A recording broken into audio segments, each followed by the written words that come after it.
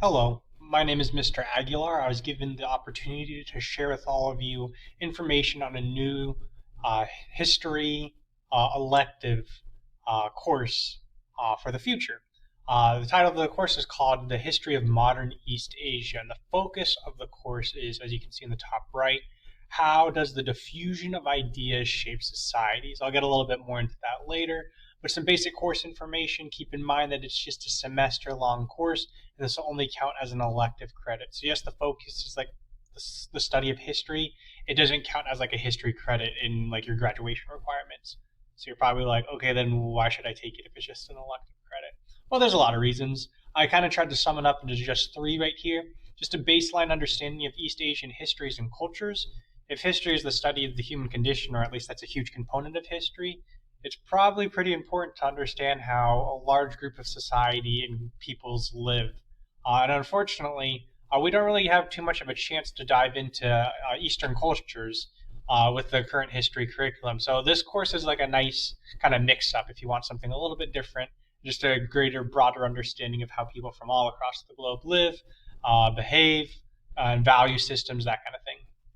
Secondly, there's increased research skills. So if you're kind of taking it more from like a I want to challenge myself academically kind of standpoint, in terms of research, I'm not saying the class is hard. There's no homework. But if you want to increase your research skills, this is a great class because you do a lot of independent or group research. And then finally, you have choice in content. Like I said, if you're researching stuff, I'm not going to tell you what to research all the time. You get a lot of choice. You're not allowed to like research anything. I give you guidelines, but you have a lot of choice in what you learn about. So that's pretty fun. Yeah. And then back to that main question, how does the diffusion of ideas shape society? So that's really the thing we look at.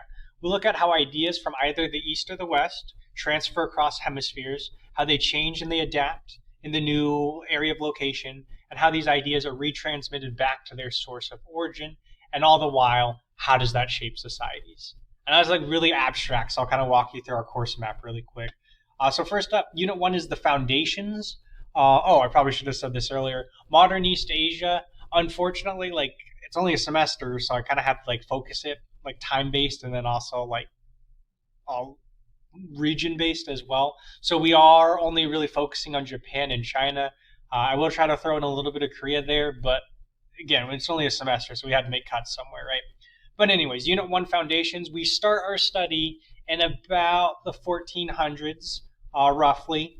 So we look at Ming China and we look at Sengoku Japan. So we look at the technological ideas in the world and how the societies from the West transmitted the ideas of this technological modernization to the East, and how cultures such as Ming China and Sengoku Japan interacted and adapted to these ideas and how their societies changed. So we'll see Ming China limits technological progress in their country, what happens there, and Sengoku Japan. They really embrace a lot, but not all of the technology, and we'll see what happens there. Unit 2 is about military rule. We see how Qing China and Tokugawa Japan formalize cultural ideas about their new countries. Qing China kind of looks at ideas across borders. The Qing were a group of people from the northern part of modern day China who are not in the traditional part of China. They're going to bring their own cultures to try to make a new identity of what China is or was for them.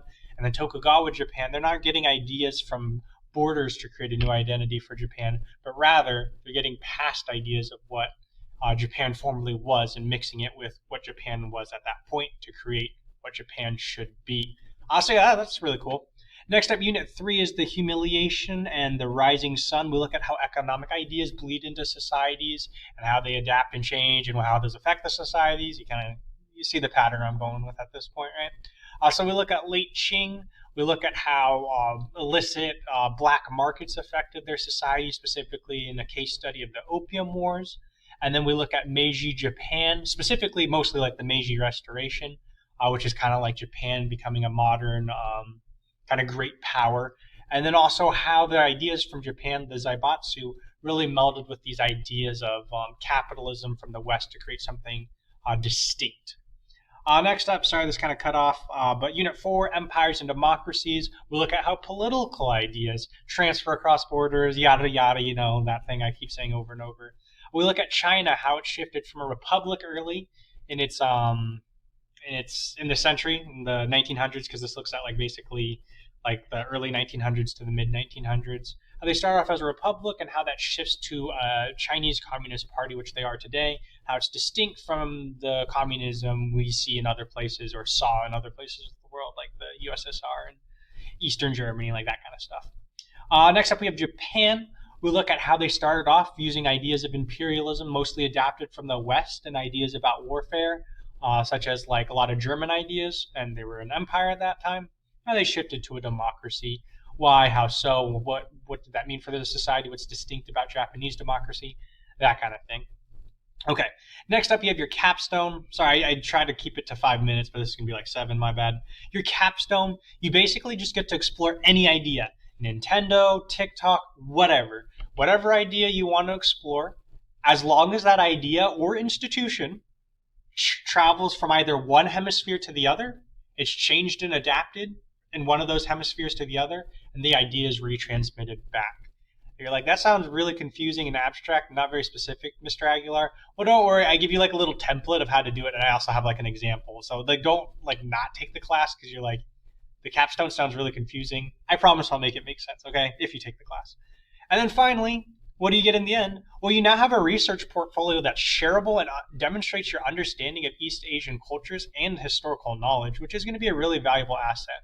One of the main incentives I had for this class was, one, to develop research skills for students because that's such an important academic skill. That's why this course, I forgot to say it somewhere, but it is geared more towards like 10th through like 12th graders. So that's one.